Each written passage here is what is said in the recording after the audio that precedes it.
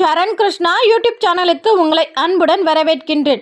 வரக்கூடிய தை மாதம் வெள்ளிக்கிழமை கட்டாயம் இந்த ஒரு வழிபாடு செய்ய மறக்காதீர்கள். அது என்ன வழிபாடு, எப்படி செய்யணும் அப்படிங்கிறத பற்றி தான் இந்த வீடியோவில் தெளிவாக நம்ம பார்க்க போகிறோம். நம்ம சேனலில் உள்ள வீடியோவை ஃபஸ்ட் டைம் நீங்கள் பார்க்குறீங்க அப்படின்னா மறக்காமல் நம்ம சேனலை சப்ஸ்கிரைப் பண்ணி வச்சுக்கோங்க. நம்ம சேனலில் தொடர்ந்து குலதெய்வ பதிவுகள், ஆன்மீக தகவல்கள் வந்து கொண்டே இருக்கும். வாங்க வீடியோக்குள்ளே போகலாம். ஒவ்வொரு மாதமுமே வெள்ளிக்கிழமை அப்படிங்கிறது வந்துக்கிட்டு தான் இருக்குது. ஆனால் இந்த தை வெள்ளி மற்றும் ஆடி வெள்ளி ரொம்பவே சிறப்பு வாய்ந்த நாளாகவே கருதப்படுகின்றது. அனைத்து அம்மன் கோவில்கள்லையும் அனைத்து பெண் தெய்வங்களுக்கும் மிகவும் உகந்த நாளாக இந்த தை வெள்ளிக்கிழமை வருகின்றது. அப்படி வரக்கூடிய வெள்ளிக்கிழமையில கட்டாயம் ஒவ்வொரு வீட்லையும் நம்ம செய்ய வேண்டிய ஒரு வழிபாடு என்ன அப்படின்னு பார்த்தீங்கன்னா கன்னி தெய்வ வழிபாடு தான். முதல்ல கட்டாயம் கன்னி தெய்வ வழிபாடு செய்ய வேண்டியவர்கள் யார் யார் அப்படிங்கிறத முதல்ல பார்த்துருவோம். உங்கள் 3 தலைமுறை, அதாவது நீங்கள், உங்களுக்கு முன்னாடி உங்கள் அப்பா, அதற்கு முன்னாடி உங்கள் தாத்தா, இவங்களோட வரிசையில் யாராவது ஒரு பெண் குழந்தை பிறந்து பூப்பு அடைவதற்கு முன்னாலோ அல்லது பூப்பு அடைந்த பின்னாலோ திருமணம் ஆவதற்கு முன்னால் அவர்கள் இறப்பு ஏற்பட்டால் அவர்கள் சொர்க்கம் நகரம் அந்த இரண்டுக்குமே செல்லாமல் உங்கள் வீட்டில் தெய்வமாக மாறி உங்களுக்காகவே இருக்கக்கூடிய ஒரு தெய்வம் தான் கன்னி தெய்வம்.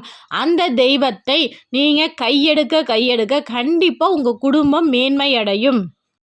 அதுதான் குறிப்பாக இந்த தை வெள்ளிக்கிழமை அனைத்து பெண் தெய்வங்களுக்கும் அதிசக்தி வாய்ந்த நாளாகவே இருக்கின்றது. அந்த நாளில் நீங்கள் கன்னி தெய்வ வழிபாடு நீங்கள் செய்யும்போது கண்டிப்பாக உங்கள் குடும்பத்தில் உள்ள அனைத்து தடைகளும் விலகி உங்கள் தெய்வம் உங்கள் வீட்டை காக்கும்.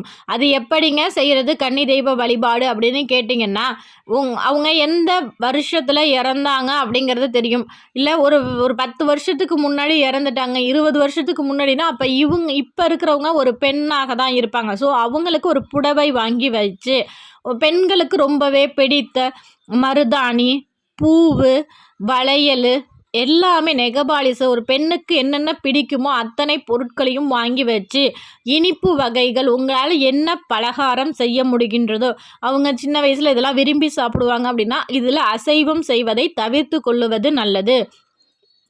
ஒரு பொங்கல், வெண்பொங்கல், வேறு ஏதாவது பயிறு வகைகள் என்ன வேணாலும் செய்யலாம். உங்களால் முடிந்த சாப்பாடக்கூடிய சைவ உணவுகளை சமைத்து அதை ஒரு மணப்பலகை வச்சுக்கோங்க. இது உங்கள் பூஜை அறையிலே நீங்கள் தாராளமாக செய்யலாம். உங்கள் பூஜை அறைக்கு பக்கத்தில் ஒரு மணப்பலகை வச்சு அந்த மணப்பலகை மேலே ஒரு புடவையை மடிப்புகளை கலைத்து அந்த மணப்பலகை மேலே அவங்க உட்கார்ந்துருக்கிற மாதிரி அவங்க மேலே நீங்கள் போத்துற மாதிரி அழகாக ஒரு மாதிரி வளைவாக வச்சு, அதற்கு மல்லிகைப்பூ, அவங்களுக்கு மல்லிகைப்பூ சூடுற மாதிரியே மல்லிகைப்பூ வச்சு, ஒரு சிலருக்கு வீட்டில் வந்து படங்கள் இருக்கும், அவங்க இறந்து போனவங்களோட சின்ன வயசு படங்கள் இருக்கும், அதை கூட நீங்கள் வச்சு இறந்தவங்களுக்கு எப்படி நம்ம சாமி கும்பிடுவோமோ அதே போல் சாமி கும்பிடலாம். இல்லைங்க படம் இல்லாதவங்க இந்த முறையை நீங்கள் தாராளமாக பின்பற்றலாம். அதற்கு மல்லிகைப்பூ வச்சு பொட்டு, மெஹந்தி, என்னென்ன ஒரு பெண்ணிற்கு பிடிக்குமோ அத்தனை பொருட்களையும் நீங்கள் வாங்கி வைத்த பிறகு அதுக்கப்புறம் அவங்களுக்கு இலை போட்டு அவங்களுக்கு பிடித்த பதார்த்தங்கள் வைத்து தீப தூப ஆராதனை காமிங்க. இந்த பூஜைக்கு கன்னி, அதாவது திருமணமாகாத பெண்களை கூப்பிட்டு அந்த நாளில் நீங்கள் உணவு தானம் கொடுப்பது மேலுமே சிறப்பு. தொடர்ந்து இது வந்து தை மாதம் வெள்ளிக்கிழமை வெள்ளியிலையும் செய்யலாம், 2வது வெள்ளி, 3வது வெள்ளி, ஒரு சிலர் 5வது வெள்ளி அப்படின்னு சொல்லி கணக்கு வைத்து கூட செய்வாங்க. செஞ்சுட்டு பெட்டி, கன்னி பெட்டின்னு சொல்லி அவங்க வீட்டில் வந்து அந்த பெட்டியில் அவங்களுக்கு தேவையான பொருளாக எடுத்து பரணியில் கட்டுவாங்க. அதை விட இந்த முறை, நான் சொல்லக்கூடிய இந்த முறை மேலுமே சிறப்பு. அது என்ன முறை அப்படின்னு பார்த்தீங்கன்னா, அந்த புடவையை உங்கள் வீட்டில் உள்ள பெரியவங்க தாராளமாக கட்டலாம். இல்லை அப்படின்னா திருமணம் ஆகாத பெண்களுக்கு நீங்கள் அந்த புடவையை தானமாக கொடுக்கலாம்.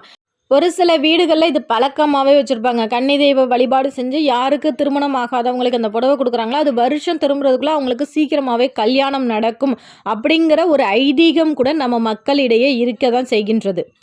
வந்த கன்னி பெண்களுக்கு அந்த பதார்த்தங்கள் நீங்கள் செய்த பண்டங்களை கொடுக்கறது, அடுத்து அவங்களுக்கு மருதாணி வைப்பது, இது அனைத்துமே உங்களுக்கு மேலுமே பல நன்மைகளை செய்யும். இதை வந்து வெள்ளிக்கிழமை நீங்கள் தொடர்ந்து செய்யணும் அப்படிங்கிற அவசியம் இல்லை. இந்த தை மாதம் வெள்ளிக்கிழமை, ஏதாவது ஒரு வெள்ளிக்கிழமை நீங்கள் இதை செய்தாலே போதும். தை வெள்ளி செஞ்சவங்க ஆடி வெள்ளி செய்யணும் அப்படிங்கிற கூட அவசியம் இல்லை. வருஷத்தில் ஒரு வெள்ளிக்கிழமை, அது ஆடி வெள்ளியாகவும் இருக்கலாம், தை வெள்ளியாகவும் இருக்கலாம். அது உங்களுடைய விருப்பத்தை பொறுத்து. ஏதாவது ஒரு வெள்ளிக்கிழமை நீங்கள் அந்த கன்னி தெய்வத்தை கையெடுப்பது உங்கள் குடும்பம் மேன்மையடைய மிகப்பெரிய உதவியாக இருக்கும். அந்த தெய்வம் உங்கள் வீட்டில் இருந்து உங்களை தலைமாடு காக்க வருவாங்க. நம்ம எப்படி குலதெய்வத்தை வணங்குறோமோ அதே மாதிரி அந்த தெய்வங்களையும் கன்னி தெய்வங்களையும் வணங்குவது நம்மளோட கடமை. ஏன்னா அவங்க வந்து நம்ம குடும்பத்தில் பிறந்து நமக்காகவே இருக்கிறவங்க. அந்த தெய்வங்களையும் நம்ம கையெடுக்கிறது நமக்கு மேலும் பல நல்ல பலன்களை பெற்றுத்தரும்.